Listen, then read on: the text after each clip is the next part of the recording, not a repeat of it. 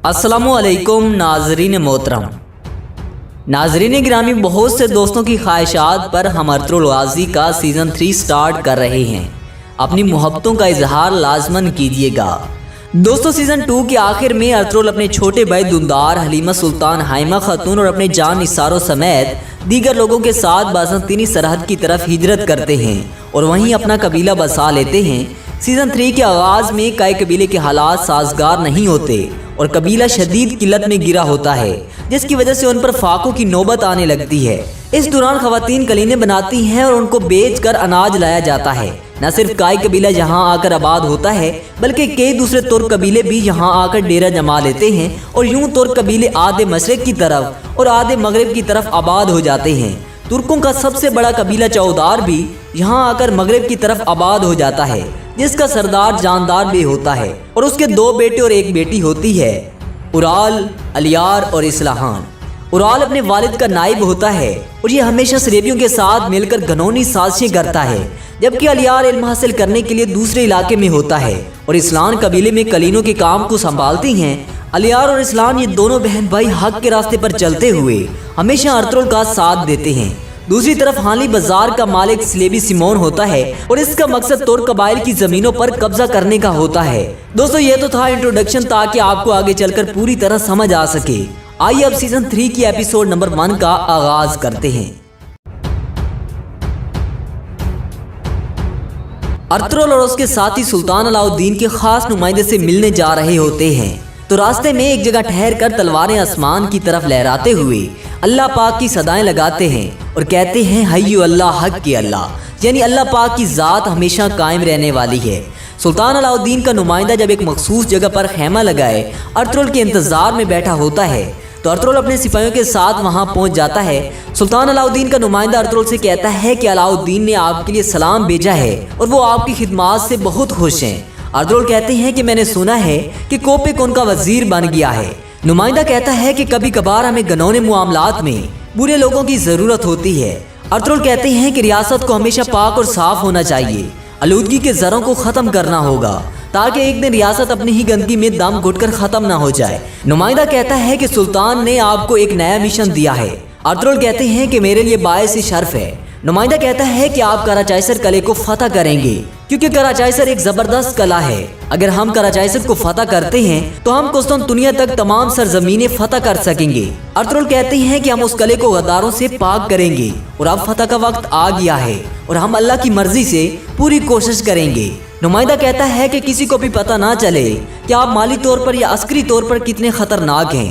Ertugrul कहते हैं कि आप बेफिक्र रहें, मैं पुरसकून नजर आने की कोशिश करूंगा। नुमाइंदा कहता है कि हमें पता चला है कि स्लेबी एक और जंग के लिए इकट्ठे हो रहे हैं और उनका हमें सरजमीन से भगाने का मंसूबा है। अर्तुगरुल कहते हैं कि हमारा मंसूबा उनसे ये जमीन लेने का है। नुमाइंदा कहता है, लेकिन अर्तुगरुल साहब, इस बार ये जरा मुख्तलिफ है। तमाम दुश्मन एक कुव्वत हो गए हैं, उनका अपनी पूरी ताकत से हम पर हमला करने का मंसूबा है। अर्तुगरुल कहते हैं कि हम तुर्क अपनी पूरी कुव्वत से शहीद होने के लिए जाएंगे और इसी वजह से हमें फौरी कार्रवाई करनी होगी। नुमाइंदा कहता है कि हम बिल्कुल ऐसा ही चाहते हैं। इसके बाद नुमाइंदा अर्तुगरुल को एक अहम बात से आगाह करता है कि कुस्तुनतुनिया में मौजूद सुल्तान का जासूस आपको हर किस्म की मालूमात फराहम करेगा। अर्तुगरुल नुमाइंदे से पूछता है कि मैं जासूस को कैसे तलाश करूंगा, तो नुमाइंदा बताने ही वाला होता है कि स्लेबी हमला कर देते हैं और नुमाइंदे को तीर लग जाता है। इस हमले में नुमाइंदे के सारे सिपाही शहीद हो जाते हैं, लेकिन एक सिपाही गद्दार होता है जो वहां से भाग जाता है। तब अर्तुगरुल दुंदार को कहता है कि उस गद्दार को पकड़ो। दूसरी तरफ अर्तुगरुल नुमाइंदे से पूछ रहे होते हैं, तो नुमाइंदा सिर्फ हाली बाजार लफ्ज बोलता है और शहीद हो जाता है। अर्तुगरुल और उसके साथ ही काफरों की धज्जियां बखेरते हुए नेस्तो नबूद कर देते हैं और दूसरी तरफ सल्जोकी नुमाइंदे का गद्दार सिपाही जब स्लेबी सिमोन के खास सिपाही फिलिप को अर्तुगरुल के राज बता रहा होता है कि कुस्तुनतुनिया से सुल्तान का जासूस स्लेबियों के सरबराहों के नाम बताने हाली बाजार आएगा। आगे से सिमोन का खास सिपाही पूछता है कि किसको बताएगा। बस वो अर्तुगरुल का नाम लेने ही वाला होता है कि दुंदार तीर छोड़ता है और वो तीर उसकी गर्दन से आर पार हो जाता है और वो स्लेबी सिमोन का सिपाही वहां से भाग जाता है। दुंदार वापस आकर अपने भाई अर्तुगरुल को बताता है कि वो गद्दार किसी शख्स को इधर हुई सब बातें बता रहा था, लेकिन आपका नाम बताने से पहले मैंने उस काफिर को जेर कर दिया। अर्तुगरुल खुश होता है और शाबाश देते हुए कहता है कि आपने हमें एक बड़ी मुसीबत से बचा लिया। तुर्कत अर्तुगरुल से कहता है कि हमारे 2 दुश्मन हैं, एक वो है जो सामने हैं, दूसरे वो कुत्ते हैं जो सामने नहीं। तब बमसी कहता है कि तुर्गुत भाई ठीक कहते हैं, जब एक खत्म होता है तो दूसरे आ जाते हैं, इनसे हम चौकस रहेंगे। तब अर्तुगरुल कहते हैं कि अब हमारी जंगें मुख्तलिफ हैं, हम इस मुल्क में हर रोज मतात रहेंगे, वो चालों पर चालें चलेंगे और हम उनकी साजिशों को खत्म करके उनका मुंह तोड़ जवाब देंगे। तब बमसी कहता है कि भाई उन काफरों की जबानें काट देंगे। इसके बाद अर्तुगरुल और शहीद सिपाहियों को दफना कर हानली बाजार जाने के लिए कहता है, जबकि दूसरी तरफ कबीले में हलीमा सुल्तान अनाज की किल्लत की वजह से थोड़ा थोड़ा अनाज सब में तकसीम कर रही होती हैं, जिस पर बहुत सारे लोग अर्तुगरुल पर एतराज करते हैं और दुआन की बीवी गुलबानो हलीमा सुल्तान से उलझ पड़ती हैं और कहती हैं कि हमें सूरत हाल से दुचार करने वाले अर्तुगरुल हैं। इस पर हलीमा सुल्तान कहती हैं कि सिपाही दुआन अर्तुगरुल के लिए सब कुछ करने को तैयार है, तो क्या उसकी बीवी को ऐसी बातें जेब देती हैं। तो इसके बाद हलीमा सुल्तान अनाज लोगों में तकसीम करती हैं। दूसरी तरफ अर्तुगरुल अपने जंगियों के साथ हानली बाजार खाने बेचने और सुल्तान अलाउद्दीन के जासूस का पता लगाने आते हैं। तो दुंदार अपने भाई अर्तुगरुल से पूछता है कि आप इतने ज्यादा लोगों में सुल्तान अलाउद्दीन के जासूस को कैसे पहचानेंगे। तो अर्तुगरुल कहता है कि आपकी आंखें ये नहीं समझते कि आप कौन हैं। अगर तुम्हारी रूह और तुम ये नहीं जानते कि तुम्हारे दिमाग में क्या है, तो मेरे भाई तुम बहुत पहले जंग हार चुके होते। और बमसी कहता है कि भाई देखते हैं कि यहाँ हमारी तलवारों का किसको इंतजार है।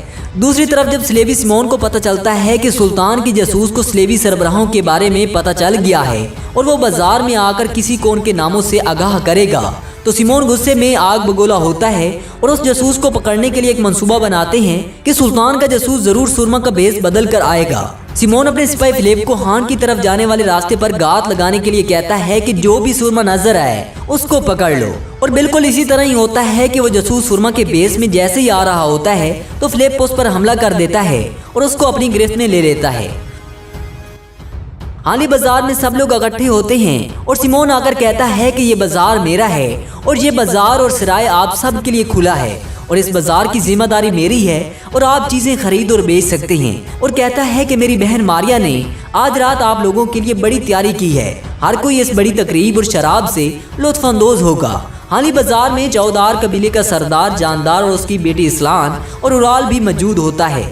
उराल अर्तुगरुल के पास आकर कहता है कि काय कबीले से अर्तुगरुल तो आप भी गाहे बगाए आते रहते हैं। तो अर्तुगरुल कहता है कि चौदार से उराल, मैंने सुना था कि बाजार बहादुरों को देखना चाहता है, इसलिए हम यहाँ आए हैं। उराल कहता है कि आप इतनी दूर से सिर्फ चंद खालें बेचने के लिए ही आए हैं, मुझे नहीं तो बाकी लोगों को देखिए, यहाँ लोग चीन और हिंदुस्तान से सामान से भरे काफले लाते हैं और आप चंद पुरानी खालें बेचने के लिए आए हैं। और सिमोन की तरफ इशारा करते हुए कहता है कि वो इतना सोना कमाता है कि आपने पूरी जिंदगी में नहीं देखा होगा, क्योंकि वो तलवार की जगह दिमाग इस्तेमाल करता है। और कहता है कि गालबन आप तो ये भी नहीं जानते कि माल कैसे खरीदा और बेचा जाता है, आप इनको बहुत सस्ते में बेच दें वरना आपको खाली हाथ कबीले वापस न जाना पड़े।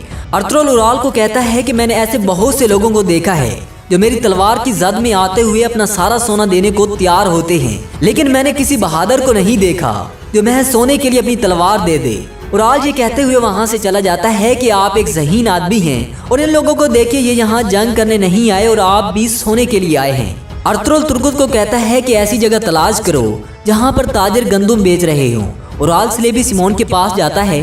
सिमोन उराल को कहता है कि सुना है कि तुगतामिश को ये तजस्सुस है कि तुम क्या खेल खेल रहे हो। उराल कहता है कि मैं उसे देख लूंगा। सिमोन अर्तुगरुल को देखते हुए उराल से पूछता है कि वो बहुत ज्यादा खुद एतमादी वाला आदमी कौन है। उराल कहता है कि सुलेमान शाह का बेटा अर्तुगरुल है, जंग में माहिर है और यहाँ चंद खाले बेचने आया है। सिमोन कहता है कि लगता है कि वो कुछ और करने आया है। अर्तुगरुल सुल्तान के जासूस की तलाश में ही होता है कि फिलिप उस जासूस को छुपाकर वहाँ से अपनी खुफिया जगह पर ले जाता है। दूसरी तरफ तुगतामिश की मदद से चौदार कबीला का सरदार जानदार और उसकी बेटी असलान एक चोर को पकड़कर उससे पूछते हैं कि तुम किसके लिए काम करते हो। काफी अजियत सहने के बाद वो कहता है कि मैं उराल के लिए काम करता हूँ और ये सभी चालें उसी की होती हैं। इस तरह जानदार को उराल की हकीकत का पता चल जाता है और अपने सिपाही को उराल को बुलाने के लिए कहता है। उराल का गद्दार सिपाही जानदार बे पर हमला करने की कोशिश करता है, लेकिन इस्लान खातून उसको जेर कर देती हैं। उराल सिमोन के साथ अपनी ही चालों में मसरूफ होता है कि सिपाही आकर कहता है कि आपको जानदार बे बुला रहे हैं। तो सिमोन उराल को कहता है कि मैंने कहा था कि तुगतामिश आपकी चालों में रुकावट बनेगा। उराल कहता है कि अगर ऐसा हुआ तो मैं उसको अपने हाथों से मार दूंगा। सिमोन अपनी बहन को जहर तैयार करने के लिए कहता है। जब उराल जानदार के पास आता है तो जानदार उससे गद्दारी की वजह पूछता है और कहता है कि मेरा सोना काफी नहीं था कि तुमने अब कबीले का सोना भी चुरा लिया। गद्दार उराल कहता है कि मैंने सोना नहीं चुराया, ये झूठ है। जानदार भी जैसे ही उसको थप्पड़ मारने लगते हैं तो ये उसका हाथ पकड़ लेता है और खंजर निकाल कर खुद को चोट लगाकर जानदार को कायल कर लेता है। अर्तुगरुल वहाँ से गुजरते हुए असलान से पूछते हैं कि जानदार बेश यही हैं। तो इतने में उराल लंगड़ाते हुए बाहर आता है तो अर्तुगरुल को देखकर कहता है कि कारोबार ठीक नहीं है ना अर्तुगरुल। अर्तुगरुल कहता है लगता है आप जंग में थे और शायद महतात नहीं रहे और जख्मी हो गए।